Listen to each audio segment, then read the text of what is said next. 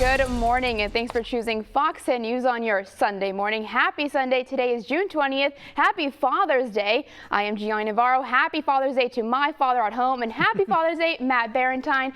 We had a very busy morning yesterday, but will we get good weather for Father's Day today? It's kind of a mixed bag today, but hey, if it's just going to be laying on the couch all day, which is what I plan on doing, it'll be fine. So we're looking okay. So there is Claudette. Still a tropical depression. It's up here around Atlanta. It's moving away from us, obviously, going over towards the Carolinas. You don't see a whole lot in our area in its wake, but down here in the Gulf, you do notice a bunch of showers.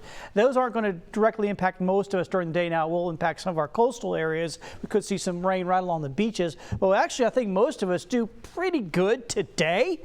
So our Sunday, our Father's Day, I think will work out if you got to do a cookout or something like that. I don't think you'll have any major issues. You could see a passing shower or two for most of us. Now, right along the beaches, I think we'll get some rain, but a lot of us won't get into the whole deal here today. Tomorrow and Tuesday likely to be quite wet, but today looks okay for most areas. You can see that's right around noontime. Sure, it's a couple pop-up showers. No, don't get me wrong. It's not like you can't get some rain today. There will be some scattered showers around, but the worst of it will be right along the beaches and offshore.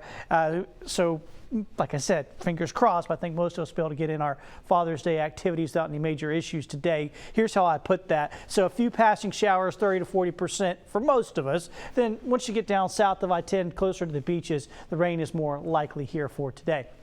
So here's how that shakes out on the planner. You can see temperatures will be in the mid 80s here to upper 80s this afternoon. Not looking too bad all in all. So hopefully you get a passing shower, just get right back at it. Enjoy your day, dads, and have a good one. We'll talk more about what we're going to see in the next couple of days. The rain chances will go back up. Matt, thank you. Right now, Alabama law enforcement agencies are still investigating a deadly multi-vehicle crash in Butler County. Now, according to sheriff deputies, multiple people are dead after a fiery crash on I-65 near mile marker 137. That's just past the Greenville exit. Now, Interstate 65 was shut down in both directions. Investigators tell Fox 10 News they are still working through the wreckage to determine the number of fatalities and exactly how it happened. They're asking anyone with information to come forward. This is still developing, and we will continue to bring you updates both on air and online as soon as we get them. That house right there, the water was inside the house last night. Our house, it didn't get too high, but it got up to the front door. Tropical storm Claudette is the first storm to make landfall this Atlantic hurricane season, leaving her mark as she moves across the Gulf Coast, bringing heavy rain, heavy winds, and even tornadoes. One tornado touching down in Bruton, where it destroyed several mobile homes and damaged others. Fox 10's House Sherrick was there to view the damage and talk to those who survived the chilling ordeal. It just woof, and it was gone. Just that quick. And it lasted for about 10 seconds and then it was over with. It only took seconds to turn some East Bruton residents' lives upside down, literally. No one remembered exactly what time it happened, but say it was sometime shortly after 7 when what Escambia County EMA officials say was a tornado touched down on Andrew Jackson Street.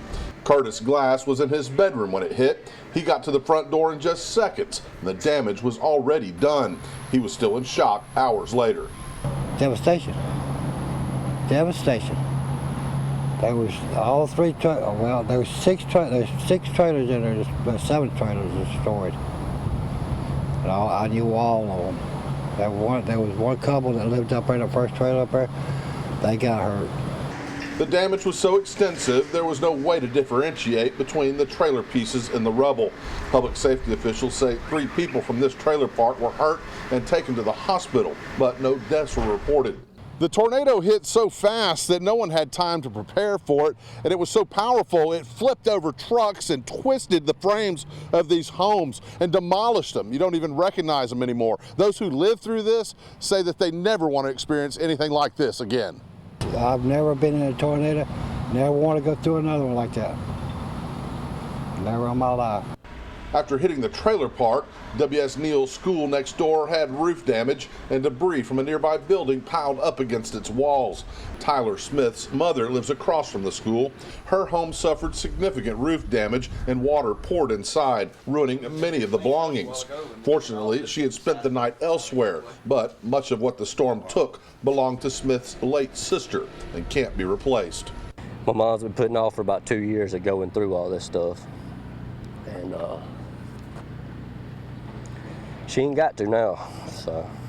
Reporting from East Bruton, Hal Sherrick, Fox 10 News. Multiple power lines were down in the area as well, and Aaliyah reporting Highway 29, which goes into Pensacola, was shut down for several hours so crews could clear the roadway of down power lines. The tropical storm damaging the Cedar Point fishing pier and injuring a homeless man who was riding out the storm in his van in the parking lot. David Harris has been homeless since December 22nd, living out of his Ford van. He parked his car at the Cedar Point fishing pier and jumped in the back seat to get some sleep. At about 3:15 a.m., the National Weather Service issued a tornado warning for the area. I was asleep when it felt like something grabbed the front of my vehicle and pushed it, and next thing I know, I'm hearing glass shatter all over the place. Harris says a 2x4 crashed against the van, denting the passenger side door and breaking the window, causing shattered glass to cut him. An ambulance crew checked him out to make sure he was okay. As for the pier, owners Steve and Gail McRae say while there is significant damage, it seems to have weathered Claudette fairly well. Now to Dauphin Island, where as expected, they are dealing with saltwater flooding on the west end. Dauphin Island police were only letting authorized vehicles past Surf Court, and four-wheel drive was a must. Some drivers found that out the hard way and had to have help from a Good Samaritan. A lot of renters wanting to get down, but I think it's just best if they wait till tomorrow and let this get out of here and everybody can come down and enjoy the beach then. As the waves rolled on and onto the beach, locals say Claudette was just another rain event. As Tropical Storm Claudette moved through, southern Baldwin County saw a lot of wind, rain, and rough surf. Once the sky cleared, vacationers coming out to Gulf Shores Beach to take in the sight.